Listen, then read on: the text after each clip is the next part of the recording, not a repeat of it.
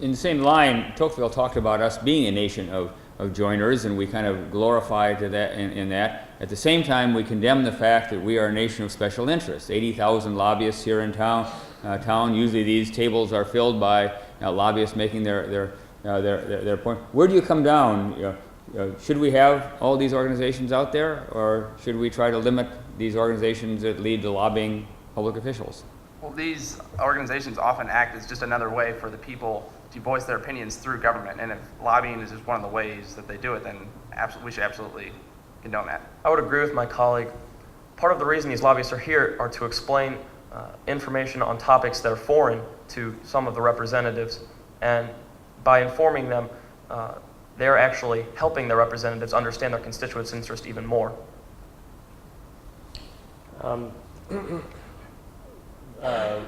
Voter turnout is well, last year or 2 years ago pretty high, but given the 26th Amendment and the right for 18-year-olds to vote in elections, I'd like just to hear why or why not maybe even younger people should be allowed to vote in maybe school board elections, city council elections, things that impact you directly, as far in terms of really inspiring a vibrant democracy.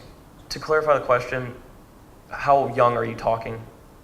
There's actually a movement in Alaska to try and get the age reduced to 16 to vote in school board and city elections. I would say that I would keep the age at 18 definitely, because that's when you were considered an adult under the U.S. law. And I think in order to exercise our right to vote, that is the most important, to keep the age that way. But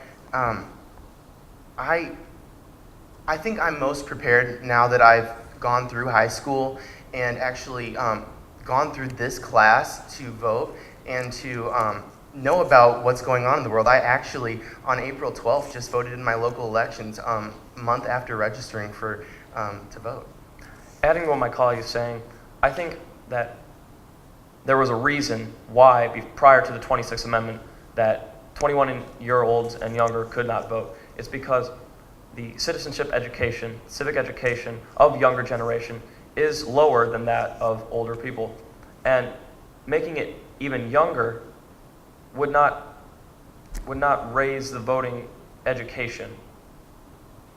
Ultimately, the goal for voting is informed voting, in which citizens represent Jeffersonian ideal of enlightened citizen and voting to the best of the ability for the common good of all people. You've spoken a good bit about the importance and the role of voluntary organizations, which implies the right to associate.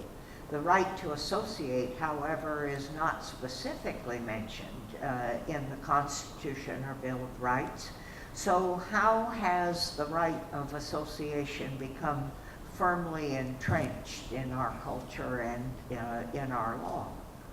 Well, in order to propel civil rights to minorities, many minority groups have used this right. I would say that women during the Seneca Falls Convention used that right to propel their own voting rights. And has the court played any role in this, Supreme Court, in establishing the right of association? Absolutely. In the case of Boy Scouts v. Dale, the Supreme Court said that the right to associate should not be denied to the Boy Scouts when dealing with their leaders, and that they could deny the right to associate to a homosexual leader. The Tea Party movement has had lots of publicity lately, a lot of activity out there. Do you think, either from the Tocqueville perspective or from the constitutional perspective, that we ought to encourage movements such as this? Should we ignore them, or should we condemn them?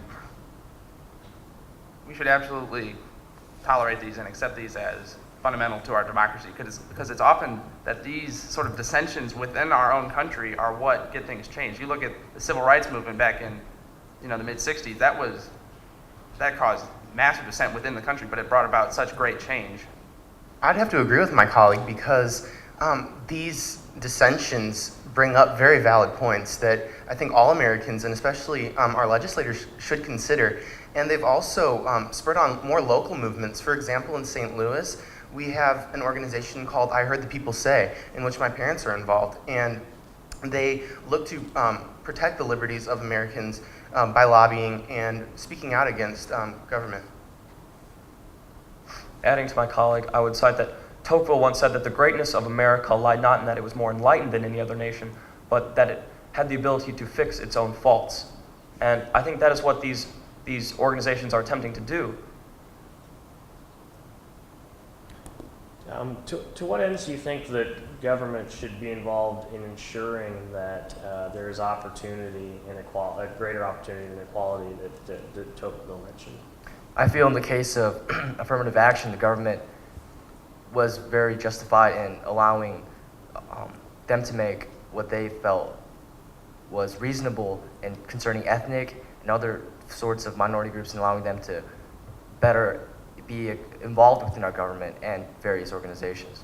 Let me jump on the affirmative action quickly. That you're one of the more diverse groups we've seen today. Should we give you some extra points because you're more diverse? Do you want to explore that a little bit? Would you accept 10 more points from me? Well, according to the courts, you have no compelling interest to do that.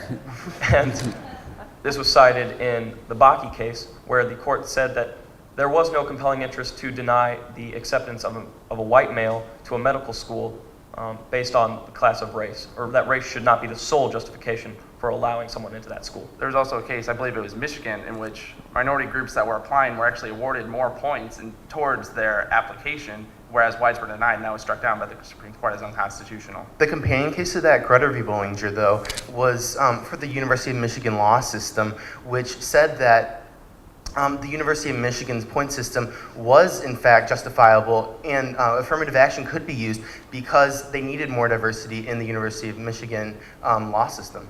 However, Sandra Day O'Connor quoted at the end of the case that affirmative action would only be a temporary thing and the next 25 years would not be needed.